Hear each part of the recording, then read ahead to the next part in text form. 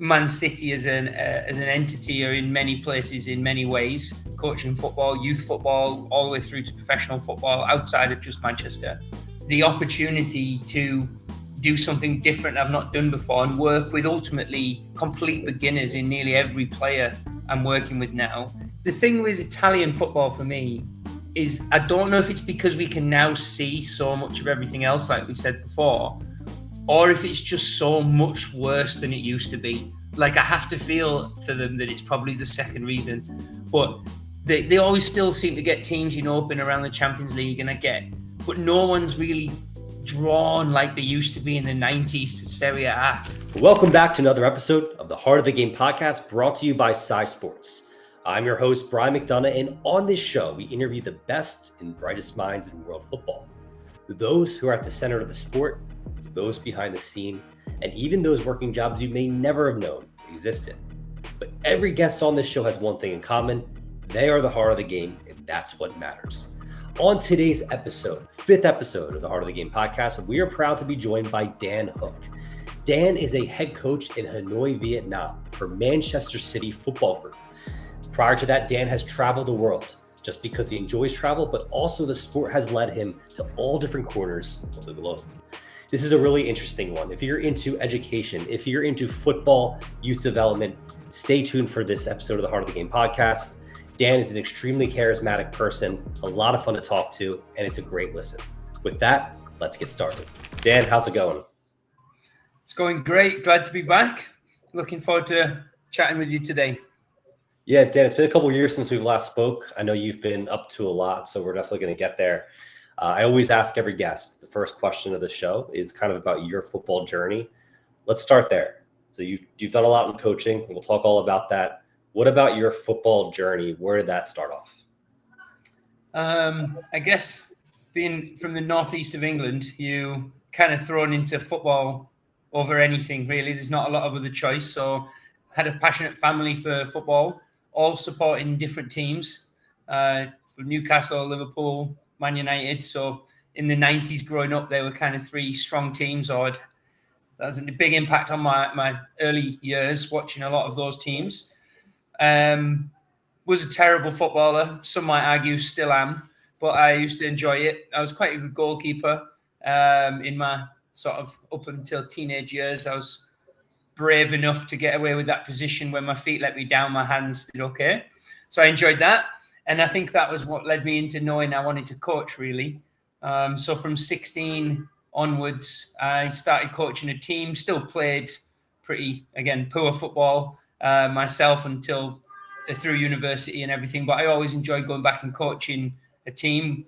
I had some success with them in the local amateur leagues. And from there, university, I coached my team there as just like volunteering to help my mates, which was, to be honest, one of the hardest coaching you do. You're the same player as they are really in the squad, but you're the one arranging the sessions from the first team down to the 4th team, which I was not in the first team, let's say, either. So that was quite interesting at that age to be doing that. And then I led myself into a career in teaching, but I always wanted to do that abroad. So alongside that, I've coached, and my journey through some youth academies in England in my 20s. Then when I moved to Qatar, I enjoyed coaching and playing there in their sort of top amateur levels and things.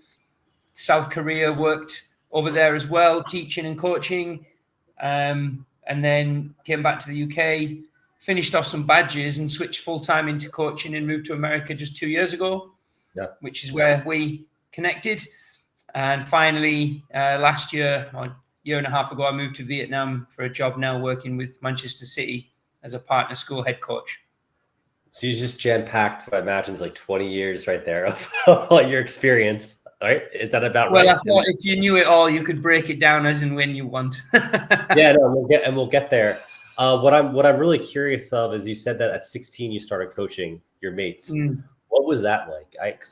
You said that, and I'm quoting you, that you weren't the best footballer, so I'm quoting you on that. But did you feel kind of in a way like how do you coach your mates when they know the areas of the game, let's say, you're less proficient in? That must be a challenge, right?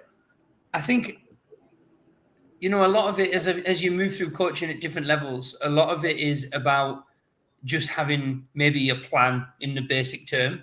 So having one person whose ideas you listen to in that context, where yes, I was respected amongst the team for, maybe the social side, as well as, I was hardworking. I wasn't in the bottom team and as terrible as I'm making out, I guess, in some ways either, but I wasn't the first team player.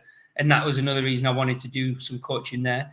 But yeah, having some like accountability based on a basic idea or maybe a more advanced idea, but at least everyone can't argue who's put that idea down and how you're working towards it. And I think that was the key thing.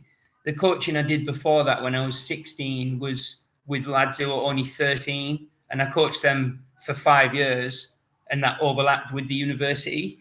So that was my whole set of sort of 5 earliest years of coaching were all people in and around my age. And that was quite interesting, for that reason.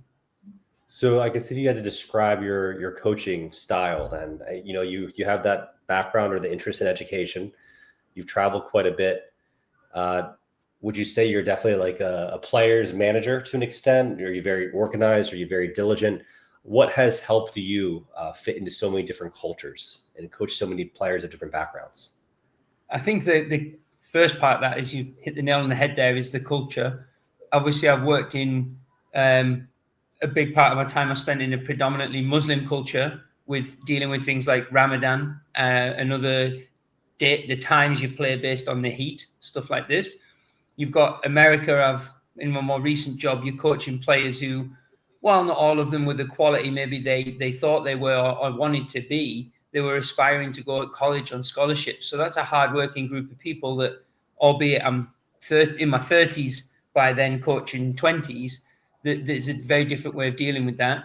How you coach with men for success or any team where success is the option is completely different to how you coach a developing program like I'm doing now, where really, it's not, I wouldn't be ideal, but I could lose for 3 years straight every game and it wouldn't matter as long as the process was working towards something later.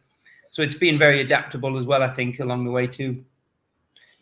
And I guess so you've coached all different environments, like you said. I'm sure those that have been more a pressure cooker, looking for that, you need that win, that development where players are looking to go to college, which I would still say oftentimes those academy players, so at Lancaster we're talking about, are still looking to win. And I'm sure, they want to win, of course, and everyone always wants to win. But getting the college scholarship D1, D2, D3 is probably most important.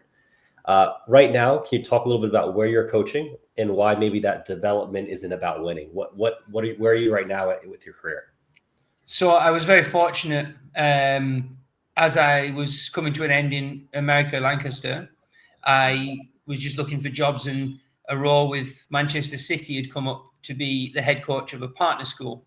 And my research into that was Man City as an entity are in many places, in many ways, coaching football, youth football, all the way through to professional football outside of just Manchester. But this was an opportunity where there's, I think, at the time, 9 existed in the world. And it's a school who have a permanent Manchester City coach delivering Manchester City content to, depending on the size and the aspiration of the school, the students that go there. So some have got teams that are scholarship players on the way in or the way out. Maybe in Australia operate like this, and they're genuinely looking at aiming for professional footballers not long after they leave the school.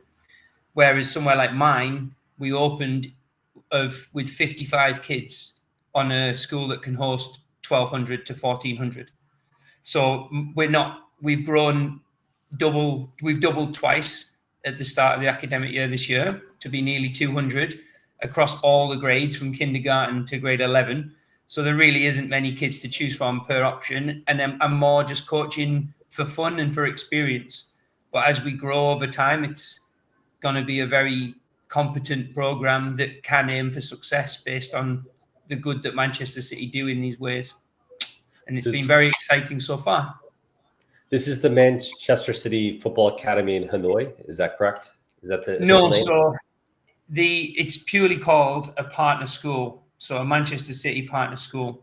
And they all operate differently, as I've said, depending on when they when Manchester and the partnership formed. But in my case, we opened new together. And it's the first time Manchester's opened a partnership with the school being empty or at the beginning of its journey. So it will eventually in time shape itself towards something like an academy where we travel to play tournaments globally, not just against the other Manchester schools in really competitive competitions. In like Abu Dhabi, they have one every year. But at the moment, yes, it's not about that. It's about playing local schools in Hanoi with the kids that we have, having a bit of fun and doing it all with a Manchester City branding, Manchester City content. And it's very unique and special for the people who choose to come to Dwight School Hanoi, where we're operating in. Yeah, this almost sounds like the perfect culmination for you of where your passions are. So I think from the outsider looking in, based off of what you told me in past conversations, you're a really cool guy. I can tell you like to have fun. You enjoy the sport. You enjoy travel. It seems as if this presents all of that. Am I wrong in saying that? No, you bang right. I think I started my last sentence by saying I was very fortunate that as I was leaving, this job was available. I would be foolish to think I was definitely going to get it. I mean, it's working for Manchester City. It's a big difference from a city in the middle of Pennsylvania, unknown to most people across the pond. And then, my Manchester City head coach as part of it. And again, another faraway location. So, yeah, it aligned beautifully with my CV, really. And I was grateful for the opportunity. And I've worked very hard since I've arrived here. And I've got no doubt I want to stay for a long time, see where it goes to based on what I've just been describing the others do.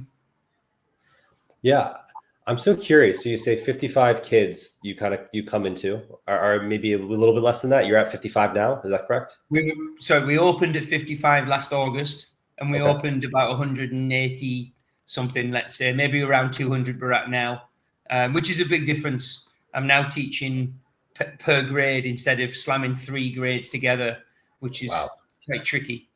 Okay, so you're very busy. There's a lot going on, so it's not all fun and games. Even though I'm sure it's a great. No, but it's great learning. Great learning, and it's not just because these kids are Vietnamese, and it's not just because it's like a wealthy, prestigious private school that we work through, and it's not just because it's Manchester City. There's the opportunity to do something different I've not done before, and work with ultimately complete beginners in nearly every player I'm working with now.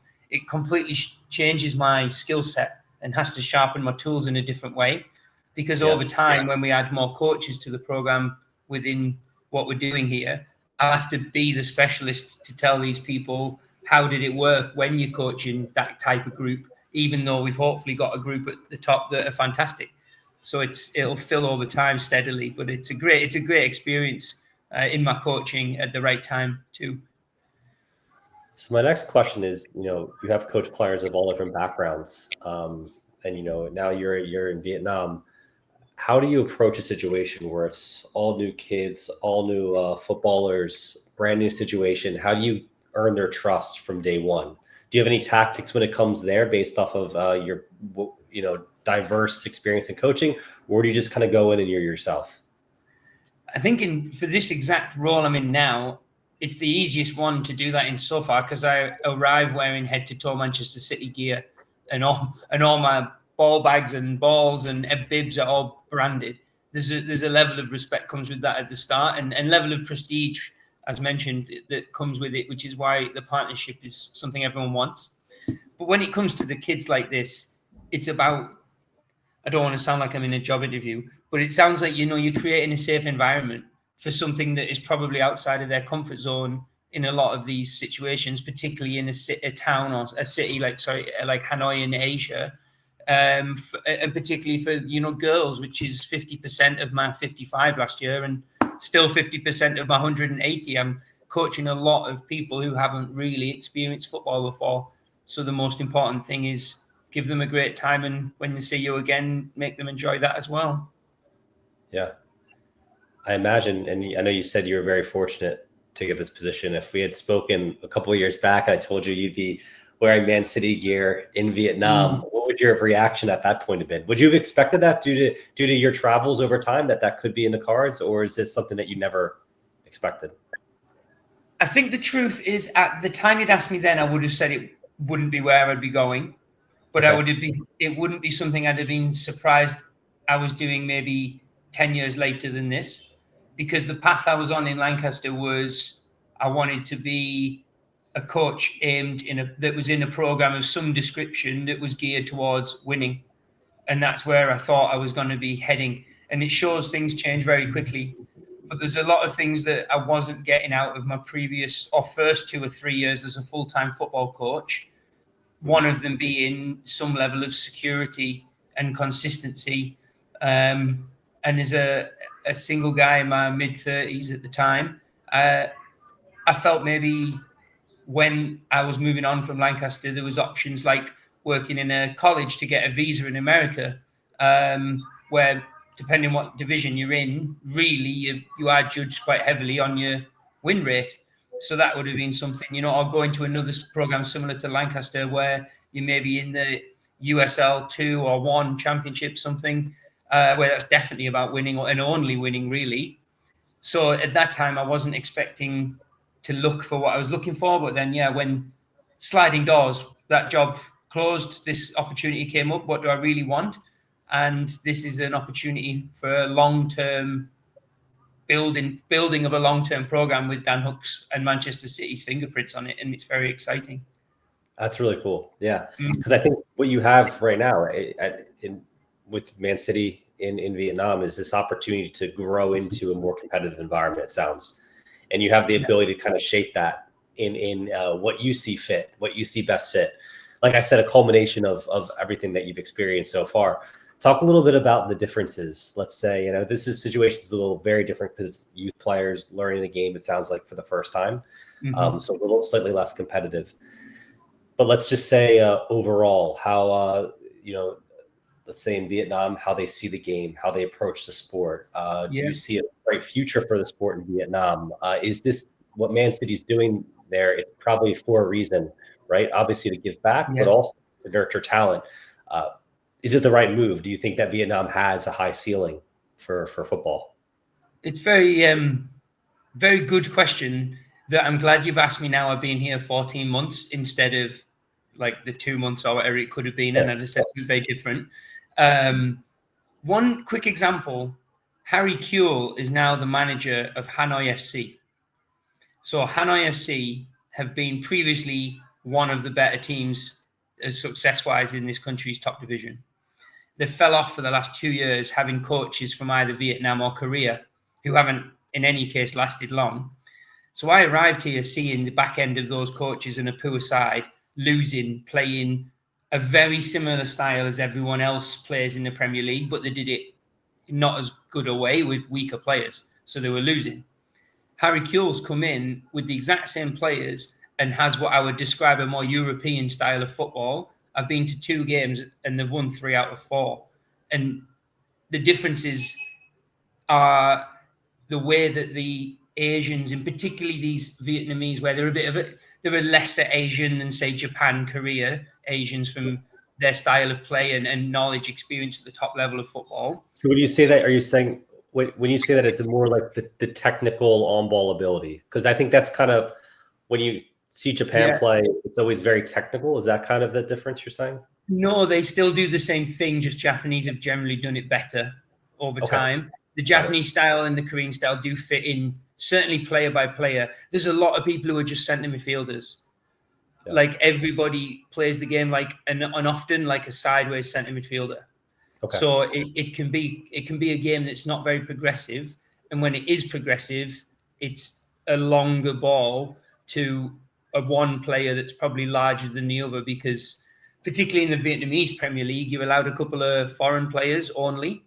So you always have something like a big Serbian is quite common. And they end up being the centre backs and the centre forwards.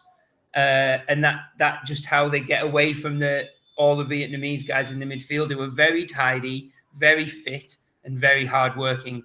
But there's not a lot of forward thrust on the ground, is what I would say. It sounds like, though, very tidy, very fit, very hardworking, a really good baseline, right? Oh, absolutely. For success. If that's already there, the formation's there, the ability's there. also the will. Yeah. I would say, yeah. So But they cancel each other out at the top level in this country with no one has that desire to be different to the other because they all see it work for each other and just do the same. Mm-hmm. And there's obviously some generalization to that, but it's a fair assumption. So Harry Kewell's come in and they're going playing a lot more. How do they get from centre backs to eventually the high wide players? And it was just crucifying the opposition because they'd not seen it. And the other team, I mean, they weren't great, but yeah, that was one example of it working really well. I forget the other half to your question, but I enjoyed that analogy. No, it's good, and I think it is a slight generalization, but but you're also someone who works there. You've seen the sport in person. You've been there for 14 months, and I think with a broadened horizon, if you're a footballer, or I'm sure that even European-minded coaches coming in, other coaches learn too, like yourself coaching right there. So you bringing more different formations, different tactics, a different way. Especially to young footballers, I'd imagine would kind of seep into the environment as well. Yeah. I mean, with young footballers everywhere now, and this is heavily influenced by how much football you can see in the form of guys doing tricks and highlights and scoring goals as the main highlight, rather than watching, I would be watching Match of the Day and seeing a full game from start to finish with all components, not just highlight reels for 15 seconds on TikTok.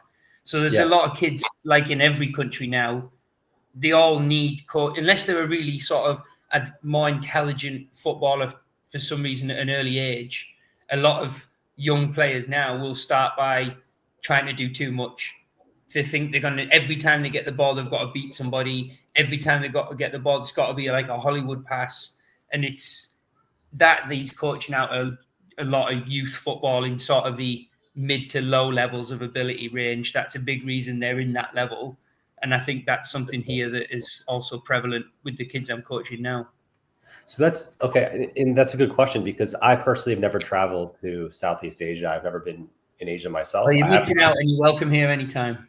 That'd be great. Thank you. That'd be a really cool trip. And I've traveled quite a bit in Europe. I've traveled, let's say the Western Hemisphere. Yeah. I didn't realize that the TikTok culture, football TikTok culture has seeped in over there as well at the youth level. Yeah. Oh, massively. They obviously the Messi Ronaldo thing, even for the youngest kids now, haven't seen him in the way that's been big for 15 years around the world, but people still gravitate to those two. I'm glad though that Neymar's not as popular because it's about time he isn't on the tip of everyone's tongues anymore. I'm glad the youth aren't seeing him. But yeah, the players, they're still all about Mbappe and Bellingham and Haaland and Foden. From the perspective of my job when I'm coaching, there's a lot of Man City players make it very easy to talk about from what you see online. But yeah, TikTok, Facebook's probably the biggest thing out here, but generally just things that get shown through YouTube and TikTok and stuff like that. It's the biggest way people, I think, everywhere watches sport now, probably for the youth anyway. Oh, for sure. It's a search engine for them, right? So like they go to TikTok. We go to Google typically. They go to TikTok. That's usually the difference, or an equivalent of Google on our end. So Man City also, I guess it's no secret too that, like you said, looking up the Haaland, Phil Foden, other players. Part of this is also getting their brand out there in Vietnam for just general fandom. Do you see Manchester City as? I think sometimes City people give them a hard time, but it's also, you have to remember where they came from. They've been up and down prior to their influx of money. Of course, a great history, I would say overall. But the brand hasn't carried the same weight until recently compared to other top clubs in England, right? It's only been since in the past 15 years plus. But do you see a lot more fans in Vietnam embracing Man City? Do you see that across Southeast Asia? I think yes, in short, is definitely yes. I think they're up there in the top. I think 3 shirt sales is still Liverpool, Man United, and then probably City now. Probably all equal. And then the ones that are doing well, or naturally in Asia, you get a lot of South Korean and Tottenham fans. That's a huge thing. So I have a lot of South Korean shirts knocking around my school because we have a large cohort of Koreans. So they all know about Son. I mean, they even know about like Wang Hee-chan at Wolves, and that's not a lot of people don't even. So they're passionate for their players when they travel around. In Vietnam, I don't think something like my program will drastically maybe alter the scenery over there or over here. But I do think the success of the team at the time is big. People talk about it, but they're also not loyal to the one that they like. I mean, we took a group of kids last year each year we take a group to Manchester. So we took a bunch of essentially 14, 15-year-olds to the Etihad. We watched them beat Leicester. I think it was 3-0. We train on the same fields for the 5 days a week in the morning. We use the sports facilities for like the recovery centres, do some classroom work, tour everywhere. It's a really amazing experience. That's a great thing. I mean, I loved it as well. I'd not been to the Etihad prior to getting this job to do it in that context. But yeah, one of the kids on that trip, I mean, everyone's favourite shop was a shop called Sports Direct, which I don't know if you know this one, right? So huge, while be it relatively known for budget, it is good for football shirts that are legitimate. And one kid, we went there 3 days out of the 5 in the trip, and they just kept enjoying buying the stuff in the football section. So one kid came away with a Man City shirt from the Etihad club shop, and then he came away with a Chelsea and Arsenal and the Man United by the time we came home from Sports Direct. So they're all passionate, but they're not going to be too worried about who's the best because they've got all the shirts in the drawer anyway. And that's okay. That's the way it should be, I think, especially, in a growing football game. Yeah. Love the game. Yeah. Exactly. I would say across the United States, except in pockets, it's still very much like that too. In terms of, fans who are finding the sport for the first time, who have multiple kits, multiple Premier League kits that they wear. Yeah. You still see them wearing them sometimes at like their local MLS games. Like it happens, but it shows that there's general fandom there. And yeah, it's about loving the game. So that's great. Well, if you do travel, I don't know in the type of traveling you do, whether you do this, but with Asia in particular, when I go places, I always come away with a football shirt from so for example, I've got a Bali United shirt rather than an Indonesia one. I've got a Cambodia shirt from there. I've got a Jeju United shirt from South Korea. So I've got random shirts when I go away, but I never wear them.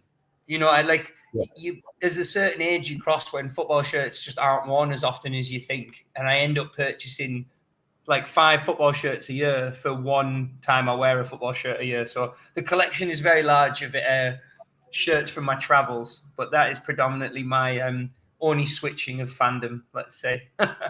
Oh yeah, I think you're allowed to have different teams in different countries too, so they don't completely overlap.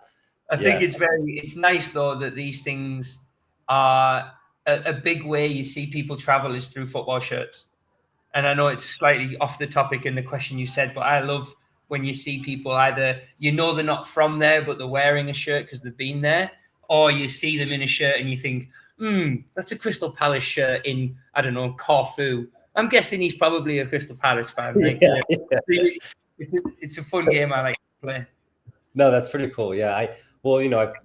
In addition to the Heart of the Game podcast, I do some content, and I myself have a closet full of football kits. I typically only wear them for content, but it's always fun. Whatever kit I put on, if it's an Independiente shirt from Argentina, I'm obviously not from Argentina, but then you have those Independiente fans creeping into the comments. Yeah. And it's always cool to kind of connect. So you're exactly right. When you travel around the world, if I saw a Palace supporter in Corfu, I'd probably say they're most likely from South London. Yeah, it's true. Yeah. What is your favorite kit? I like this topic. I could talk all day long about this. What's your favorite kit that you own? I think I've got nostalgic kits. Giving something away that people may or may not know already, but I'm actually a very big Wolverhampton Wanderers fan. So as much as I have employed by Manchester City, and I do have a soft spot for them anyway, Wolves have some nostalgic kits down over the time, particularly in my memories, the Doritos when we first came back into the Premier League, Dorito chip sponsor on the front, a few highlight players in that team. That was a great kit of mine. I owned, just because it was the most random kit I'd ever owned, I randomly came across a Gambia shirt I owned for a long time. It wasn't particularly extravagant. It was predominantly just white with a little bit of trim, but that was a cool shirt that I owned. And then I would argue I like a kit that's really random and you see it, like the purple of Fiorentina. I have a Fiorentina. Something like Gabriel Batistuta standing there in that purple. And well, they have go on. The Nintendo sponsor. Nintendo, or I feel like Pirelli was Juventus, right? I think. Yeah, I One think of them so. was Pirelli, and then, but yeah, the purple with like the always oversized in the 90s, always big, oversized, always the pictures dripping wet as well, sweat or rain or both, or blood back then. But just something random like the Palmer with Lillian Thuram as well. That was a nice kit. Big fat yellow and blue stripes down the front before they went bust all that time ago. I think there's something about nostalgic Serie A kits from Italy. I think they go hard, like the hardest. Also, there's a lot of good Premier League kits. Like the Newcastle Ale kits are classic, of course. The Alan Shearer days. But I think definitely Italy, the top division, Italy, second division, whatever it is. Those 90s kits, those AC Milan pinstripe ones. Pretty nice. Yeah, I think the thing with Italian football for me is I don't know if it's because we can now see so much of everything else, like we said before, or if it's just so much worse than it used to be. Like I have to feel for them that it's probably the second reason, but they always still seem to get teams, up and around the Champions League, and but no one's really drawn like they used to be in the 90s to Serie A. Like, and that goes for the professional players themselves, but also us as fans. Like, I don't know what it was like for you in America, but for me, it was on TV as much as the Premier League, and it was because it was brilliant. In the US, it's always been different. We used to have Fox Soccer when I was younger, which was just like a satellite channel, and you would capture kind of like the game of the week, but it was less consistent. There wasn't much Serie A coverage. So Italian football coverage. But I've had other guests on this podcast, specifically Radojica Ristic, who's a former player of, I'm going to say this wrong, Sparta Subotica. He was a Serbian footballer in the Serbian league. And his favorite, he said growing up, all they watched was Italian football in the Balkans. So that's, it wasn't just there, I guess, also in England as well. It was, in addition to English football, the Italian football was it. I would say in the 90s, Italian football was on TV as much as the Premier League on your general just TV channels. There was no way it was going to be France or, you'd see Germans and Spanish teams more in the Champions League, but the actual weekly highlight show was nearly always England and Italy. Would you say, now I'm obviously not English, so I'm just putting myself there as an English kid in the 90s. Is it kind of like a window into European football in a way? Because I know I've had this discussion where the way you look at yourselves as British, as English, might not be necessarily mainland European. So you kind of, was it like a window into European football, like almost a different type of football, a different location? It's almost as if you're transporting yourself there. Do you think that's kind of what led to it? I think at the time I was watching it, yes, for sure. Because I wasn't even as much as I've traveled everywhere now, I didn't even get on a plane till I was like 14, 15. So all of these memories are coming purely from TV and no experience outside of, I'd been to France, to be fair, but not to watch football ever, but I'd been to France a few times. So I'd had a little experience of what like the kids would run around and do on the beach or in the park, and I'd try and join in with them, when I'm 10, 11. And that was fun, but essentially that looks the same. Just chaotic and probably dangerous.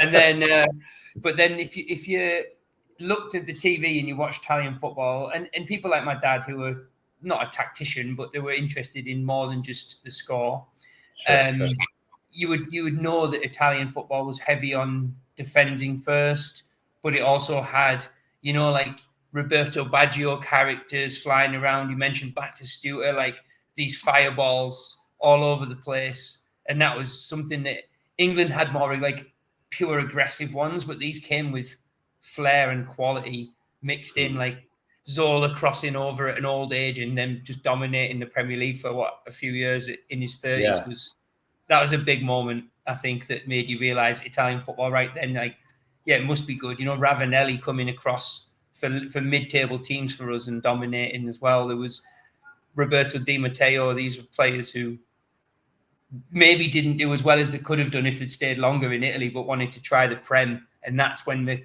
crossover came, I think, for me. Okay, that's interesting too. So I've never heard that take on it. Yeah, you're describing almost cult status, like cult figures, cult personalities, kind of like that hero's journey of Italian football, which is unique. Right? So those players, yeah. So that's another thing too. So leading into the traveling, then I would have to ask you a couple more questions. It's like, I think maybe your fandom for Italian football as a kid growing up in England, watching it, and now here you are, years later, you are traveling the world, you're collecting those kits. Do you think that was kind of the seed, going back to our conversation, you were planting the seed then for a life of travel and football and coaching? I feel like if you don't love a sport, predominantly football, or you don't love music, I don't know what you grew up doing as a kid.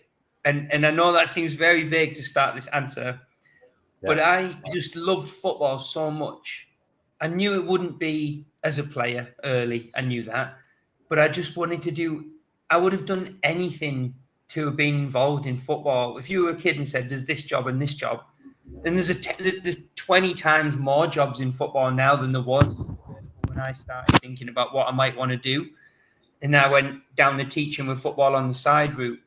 So it took me 12 years of doing that to realize actually I'm now just involved fully in football all day. I'm getting paid to talk about football. You mentioned maybe before we started this how much you're enjoying the aspects of your job that is so football heavy. So I never really knew exactly. It became clearer that coaching was really what I wanted. But again, there's so many guises how that can look. I'm delighted with where I'm at now and what I'm doing, but I could have been excited and about every day in many other different versions of football. So cool. Probably did plant the seed, but Football Manager, Championship Manager, whatever it was called back in the day, that planted a huge seed. We won't lie. There was hours spent on that. Yeah, no, 100%.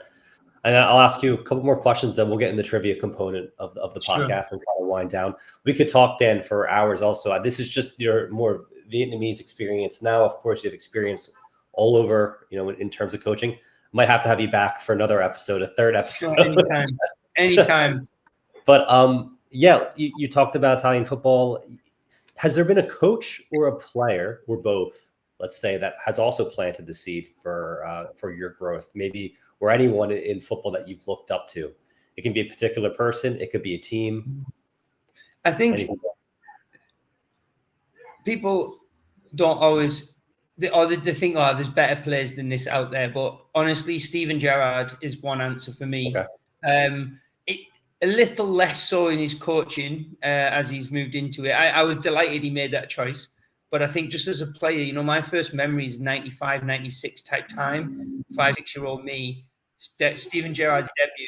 And I've watched him his whole career, basically in Liverpool, mainly on my TV every week.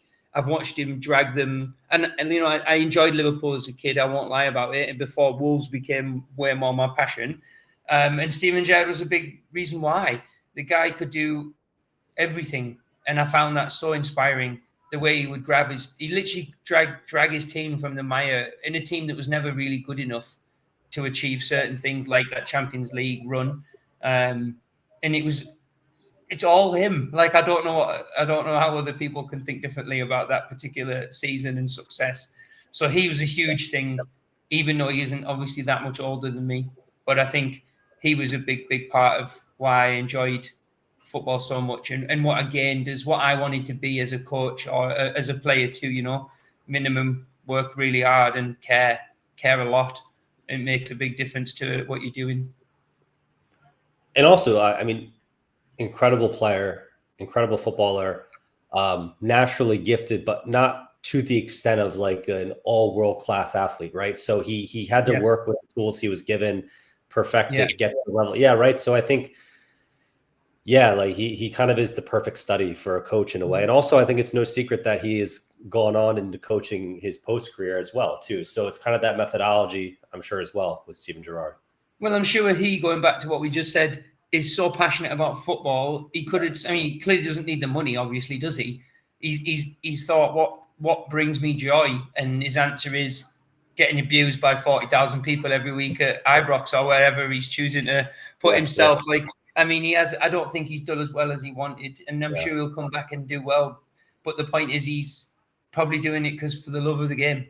And that was how he played, for sure. And if his love of Liverpool was, again, without being a Liverpool fan, can't argue with that dedication to one team when he could have been anywhere. Anyone wanted him for years. That's true. So, and the dedication of a one team man, it's very rare as well. Yeah. So no, he's a great answer for me, and purely on character as much as ability. And then you mentioned music. What is your style of music? You said football and music. I'm going back to that. I've just been out for a run tonight, so actually running is one style. Would be like I like remixes, maybe like dance remixes of old-fashioned power ballads or something. That's some weird top genre like that. But I'm very different. I like everything. So if I'm going to the gym for some weightlifting, I can listen to very heavy metal and things. I don't mind the old love songs. Not so much into like rap music and things, but otherwise I'm pretty open to suggestions. Are you into like the English pop rock or like all the Brit pop of the 90s, or not as much?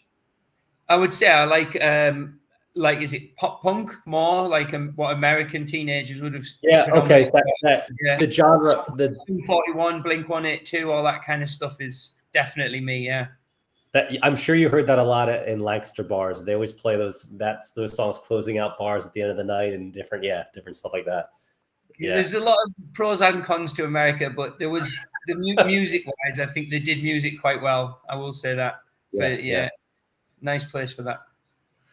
Well, let's move on to the trivia. This is one of my favorite parts of the show.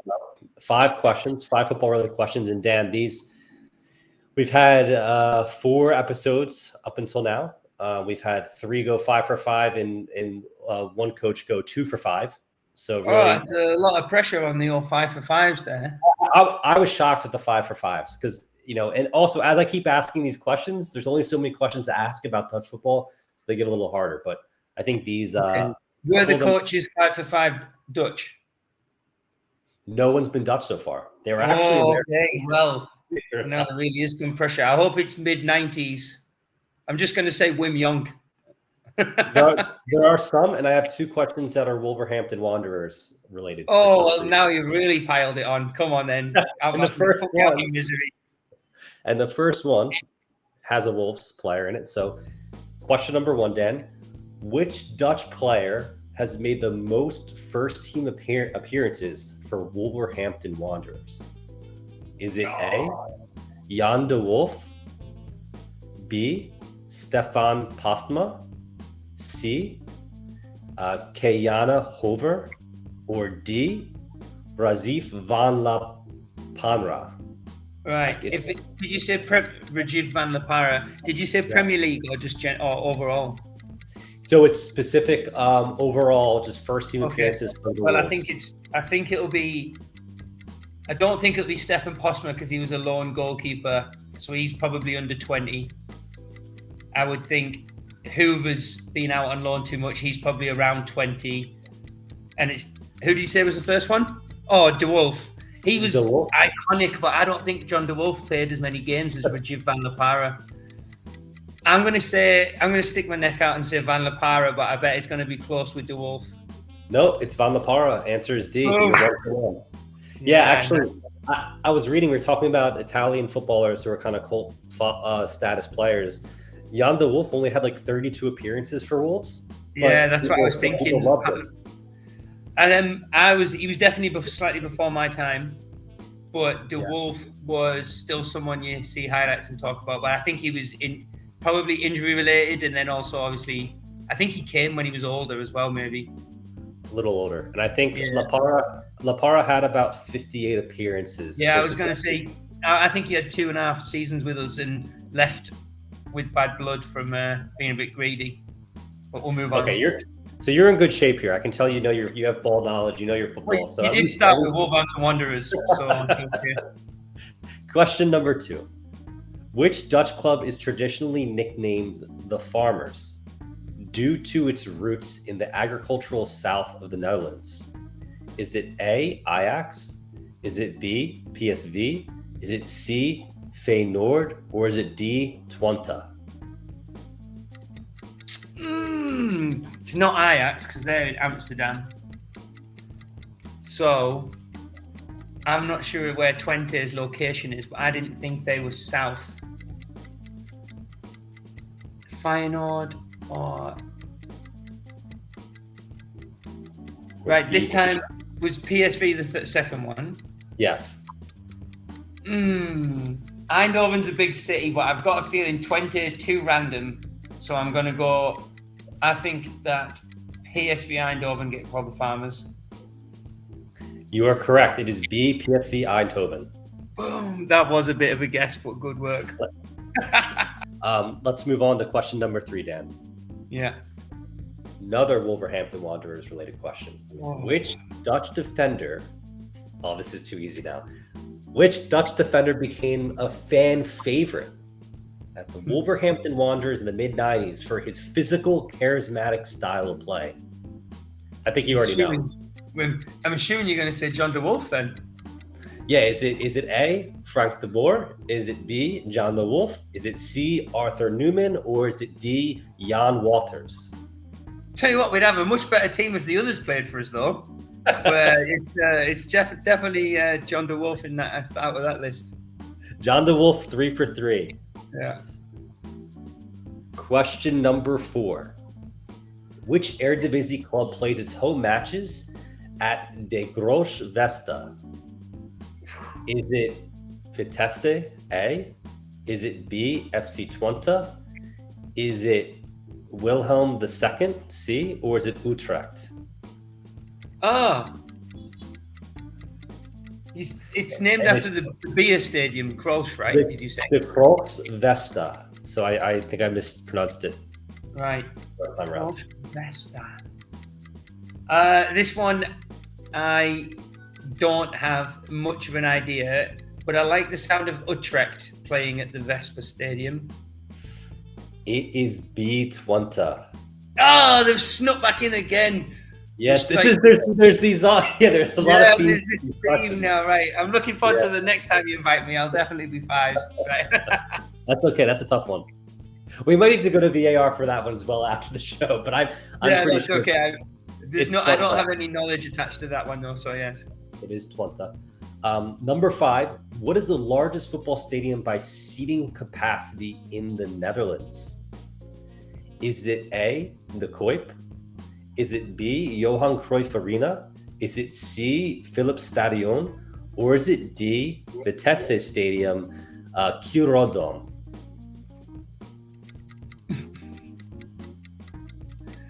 Well, I was feeling like I was expecting Amsterdam Arena to come up as one of those answers, and then it didn't. I was feeling slightly smug. But I don't know what happened to the Amsterdam Arena, but maybe it is one of those, Dan. So one of them is, I can name them again. So we have A, the Kuip. I think it's the Johan Cruyff one then, I think will be... I imagine they've renamed it into Johan Cruyff after. Johan Cruyff is correct. Yeah, answer is B. Okay. Just around 56,000 or so, just around over 56,000 capacity there at Johan Cruyff. Nice. Well, my Dutch football knowledge was slightly better than I expected. 4 for 5 is not bad. That places you in second for your second place there by yourself. And we'll, of course, show the standings right now on the podcast, so you guys can stay tuned for that. For the next episode, see if they can match Dan. And Dan, this has been fantastic talking to you for the past 50 minutes or so. No, it's been amazing. Thanks so much for having me on. Yeah, thanks for coming on. And guys, if you enjoyed this episode of the Heart of the Game podcast, make sure to hit like and subscribe. You can watch us, of course, on YouTube, but if you prefer audio, we are on Spotify, Apple, Amazon, Google, you name it, wherever you get your pods. Just type in Heart of the Game podcast and follow us there. This is Brian McDonough signing off, and we will see you in the next episode. Take care, everyone.